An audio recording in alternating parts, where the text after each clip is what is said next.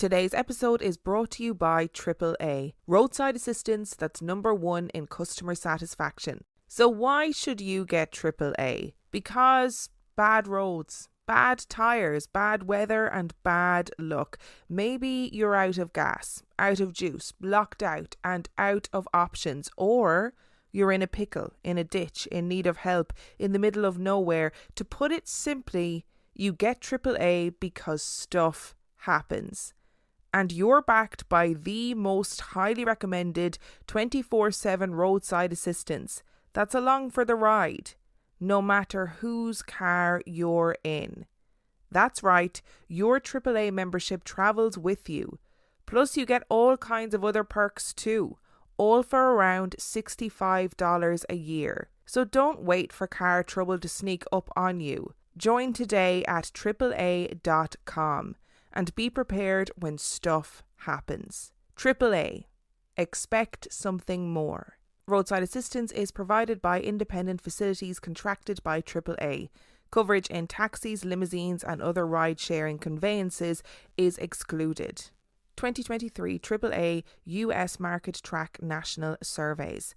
Offers, terms, conditions and policies are subject to change without notice. Visit AAA.com for details.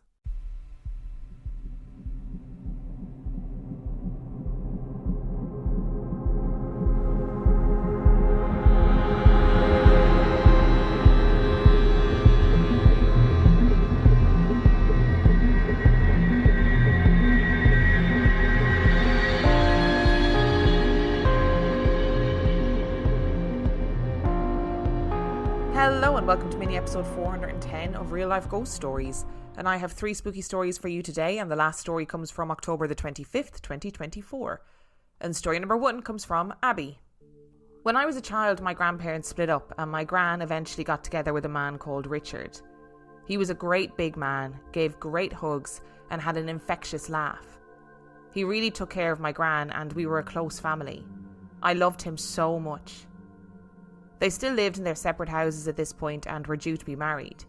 However, one day when he didn't show up to my gran's house as planned and wasn't answering the phone, she went round to his place to check on him. She found him dead in his bed as though he had gotten in to go to sleep intentionally. Richard, or Grampy as I knew him, passed away when I was 11 and I was heartbroken. We all were, understandably. Since this point, however, I've felt him with me at random times in my life. He had a particular comforting smell, one that I'd never smelt on a person before his cuddles or since. From time to time I smell him and I always greet him with a "Hello, Grampy," and chat to him as if he's there. One day, I think he saved my life. To set the scene, I lived in a small countryside village called Bramley at the time and would drive an hour down the M3 to get to my job in Southampton every day. Money was tight. So I'd bought a car from a local guy who was selling cars off cheap, which in hindsight was a stupid idea. On this particular morning, I'd smelt my Grampy in the car with me, to which I greeted with my usual "hey" and chatty one-sided conversation. On driving out of the village and through to the next one, I looked down to change my music and accidentally clipped my front left wheel on the curb, which popped my tyre. The hole was huge. Annoyed, notifying my boss that I'd be late and calling out my breakdown cover, I was advised to take the car to the garage to have the tyre changed. Sitting in the waiting room, the mechanic stepped in looking a bit panicked and asked who the owner of the black Renault Twingo was. I raised my hand and he told me I was lucky to be alive. "Where were you heading?" he asked. "To Southampton," I replied. He told me again that I was lucky to be alive. On driving the car up onto the ramp to have the tyres swapped over, all 4 of the brakes failed. I'm talking brake fluid all over the rear too, and the front ones didn't even engage. I genuinely think that somehow my Grampy has something to do with me still being here today. Maybe I didn't clip that curb by accident. Maybe it was him stopping me from causing an awful collision on the M3. I always have weird dreams, but this particular one sticks out to me and has always felt like it happened as an actual day. I had this dream about a year or so ago. I'm 29 now, and it's worth noting that my Grampy passed when I was 11. For reference, myself, my 4 siblings and parents lived in one corner of the estate, and my gran lived in a bungalow in the opposite corner. The dream I had was set partly in the field behind where we used to live, and partly in the house that my mum currently lives in now. The dream started off with my gran and I perched on top of a small fence by the field around the corner from where we used to live. We were waiting for my parents to return from collecting my grampy, so that he could come and spend the day with us. In my dream, we were aware that he had been dead a long time. So I asked my gran if she was sure about this, as she'd recently remarried and moved on, not wanting to dredge up all the old hurt she had experienced back then. She said that she was sure. And with that, my parents came walking down the slope with my grampy. He looked exactly the same as I remembered, although his back was completely soaked, where it was just known that that was because he had been laid down for a long time. We walked around the field behind our house, catching up and updating him on all the things he had missed. I wish to God I could remember more of what was said, because it really felt like he had come to visit for a reason. Next thing I knew, we were at the house that my mum now lives in, still in the same town, just in another part of it. We were all stood in the living room talking as we had the whole day, and he said it was time for him to leave. We all got a bit upset and we cuddled him really tightly. I was crying really hard and held me to him and said that he needed to go and see somebody called Natasha. I didn't know who this Natasha was, but my gran seemed to know. Now for the scary bit. I woke from the dream and sobbed for about an hour. It felt so real that I didn't know what to do with it. After about 2 weeks or so, I decided to tell my gran about the dream. We've always been close and we FaceTime once a week for 2 or 3 hours at a time.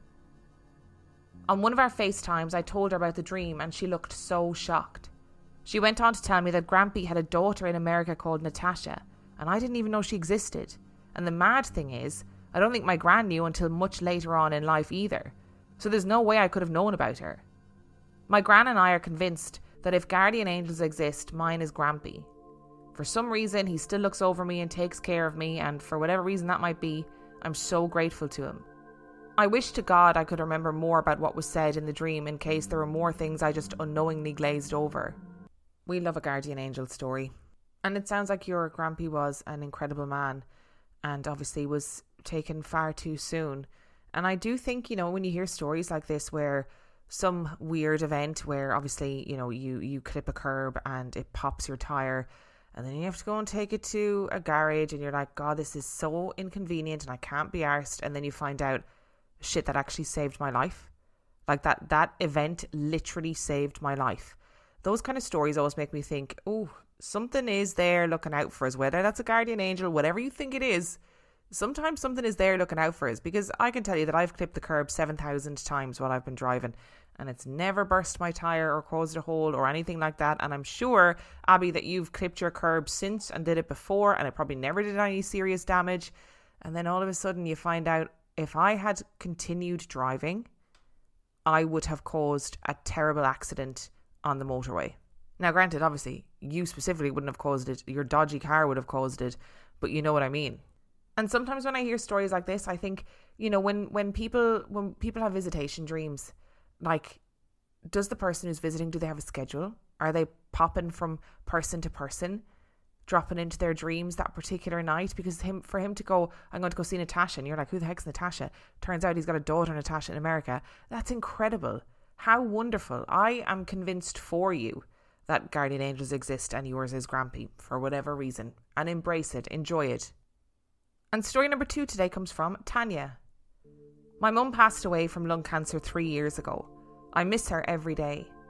It was always just her and me, as my dad died when I was a baby. She never remarried. I have 3 sons who she helped to raise.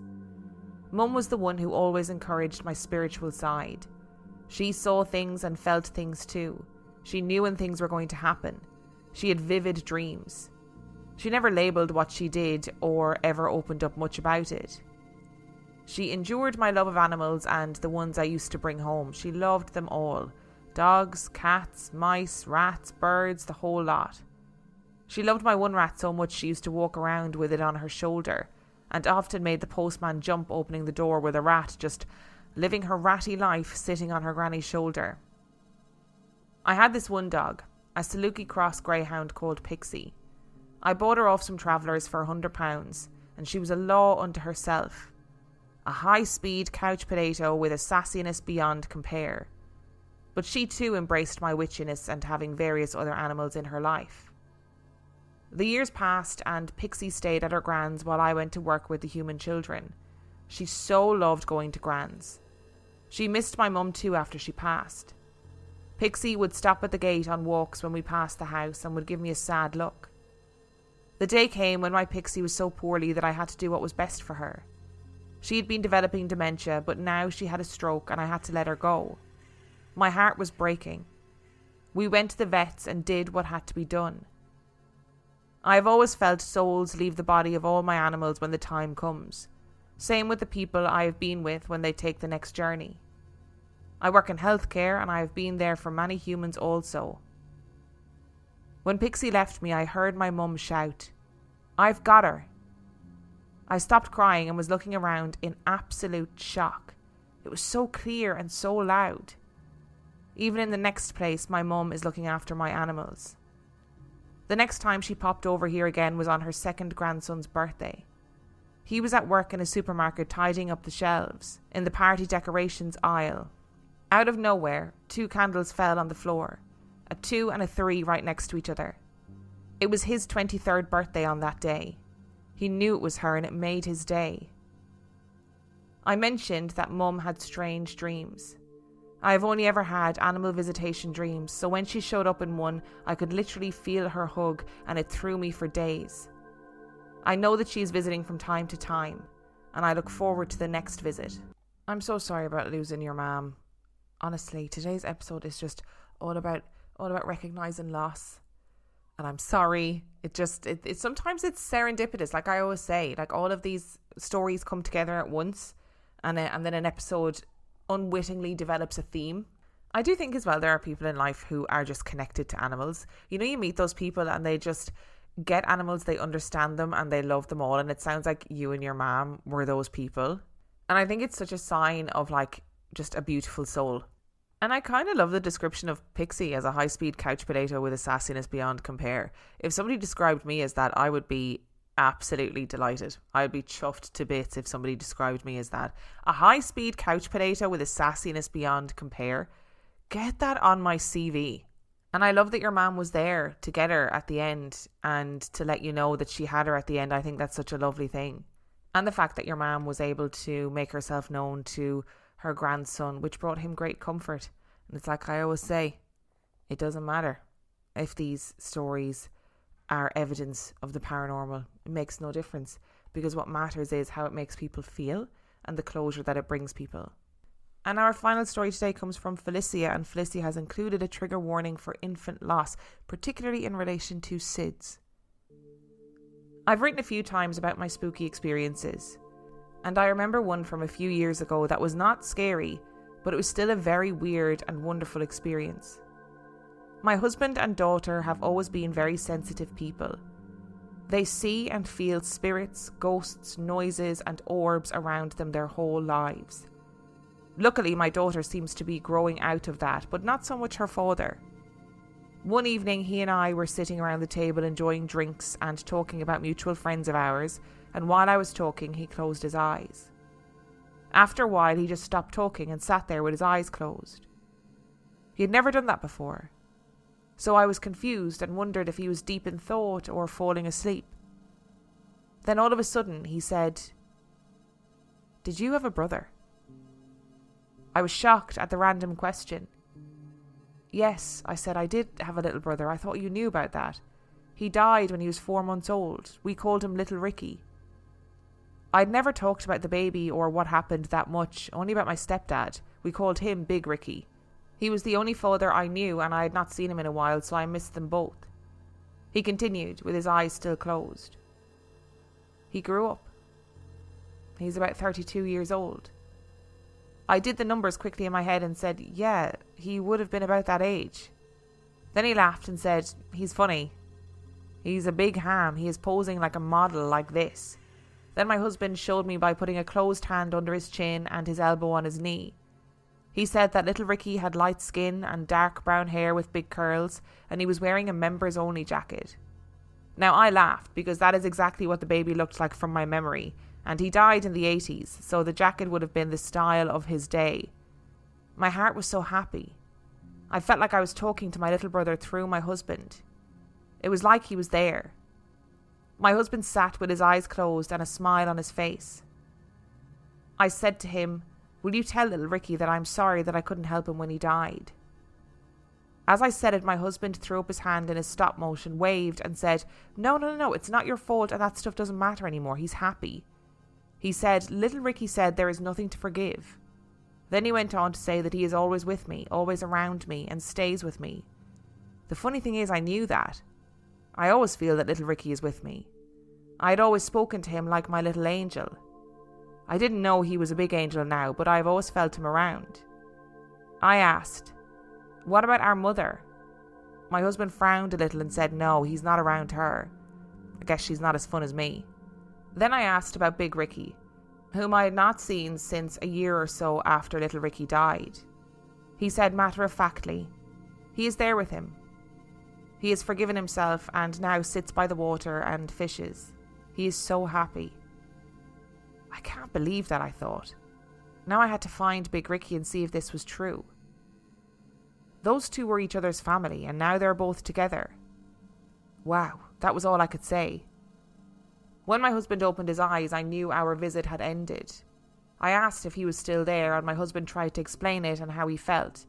He said my brother was not here in this room as a ghost. He was like a spirit and in a good place, like heaven, not here on earth with us. I was given the best gift ever, and I am grateful to this day. Side note, little Ricky died of SIDS and my stepdad and I were at home when it happened, so we both felt guilty for the loss. But little Ricky said it was no one's fault and there was nothing to forgive. I looked into if Big Ricky had died and I found the wife of one of Ricky's brothers through online research, and she confirmed that Rick had died 7 years prior and his brother, her husband, had died 2 years ago. She didn't know how Rick died, but her husband was still in mourning until his death. What an amazing gift your husband has.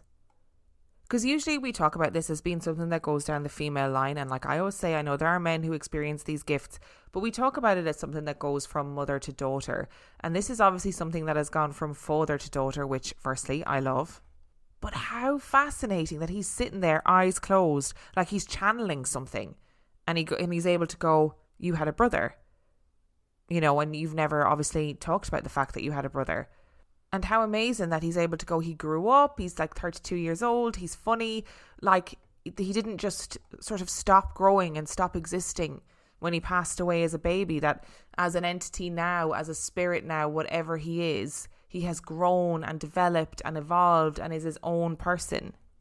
And there is so much beauty in that. But I will say, every time, if that was my husband, every time he closed his eyes, I'd be like, no, we're not doing this, okay? Not today.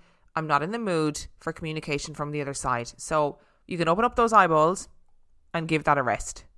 Thank you so much for listening to today's episode. Thank you to Abbie, Tanya and Felicia for sending in your stories. Remember, the last story came from October the 25th, 2024. And if you would like to send in your story, you can do so by emailing it to reallifeghoststoriespodcast@gmail.com. You can also check out the website reallifeghoststoriespodcast.com. And if you are desperate for some extra content, you can subscribe to the Patreon. That is patreon.com/reallifeghoststories, where for $5 a month or $2 a month, you get access to heaps of extra content, as well as every single main and mini episode absolutely ad-free. And on that note, I shall see you next time.